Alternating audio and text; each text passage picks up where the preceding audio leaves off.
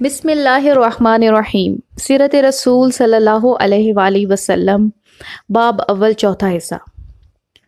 کچھ عرصہ گزرنے کے بعد جب جناب سلمہ کو اپنے شوہر کے اخلاق اور اوصاف سے پوری واقفیت ہو گئی تو آپ نے جو کچھ بھی مہر میں لیا تھا اس میں اپنے مال سے اضافہ کر کے حضرت ہاشم علیہ السلام کو واپس کر دیا۔ حضرت سلمہ کے حسن میں دن بدن اضافہ ہوتا جا رہا تھا۔ ایک رات انہوں نے ایک ہاتف کی آواز سنی جو جناب سلمہ کو مخاطب کر کے کہہ رہا تھا کہ تم کو خوشخبری ہو کہ خدا نے تم کو ایسا فرزند عطا کیا ہے جو تمام شہروں اور دیہاتوں کے لوگوں سے بہتر ہے۔ جناب سلمہ اب جس جگہ سے گزرتی پتھر اور سنگریزے آپ کو سلام کرتے۔ حضرت ہاشم علیہ السلام کچھ عرصہ مدینہ میں مقیم رہے اور پھر سامان تجارت تیار کیا اور شام کی طرف روانگی کا ارادہ کیا۔ گھر والوں سے الوداع کیا اور جناب سلمہ کو کچھ وصیتیں کیں۔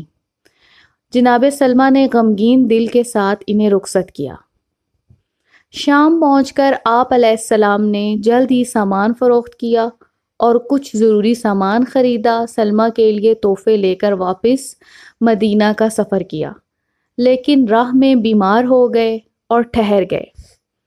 دوسرے روز بیماری میں اور شدت ہوئی تو اپنے غلاموں اور ملازموں سے فرمایا، مجھے موت کے آثار نظر آ رہے ہیں، لہٰذا آپ لوگ مکہ کی جانب جب واپس جائیں اور جب مدینہ پہنچیں تو سلمہ کو میرا سلام کہہ دینا۔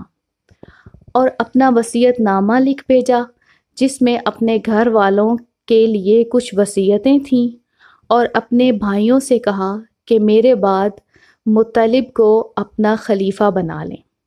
میں اپنے تمام اموال تمہارے پاس بھیجتا ہوں جن کو آپس میں برابر تقسیم کر لینا۔ سلمہ کو فراموش نہ کرنا اور میں تم کو اس کے فرزند کے احترام کے بارے میں وصیت کرتا ہوں۔ اس کے حق کی رعایت کرنا اور میرے فرزندوں کو میرا سلام پہنچا دینا۔ جب قافلے والے یہ خبر لے کر مدینہ پہنچے تو ایک کوہرام مچ گیا۔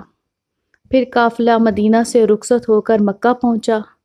وہاں بھی ہاشم علیہ السلام کی خبر وفات سن کر کوہرام مچ گیا۔ در و دیوار سے گریہ کی آواز بلند ہو رہی تھی۔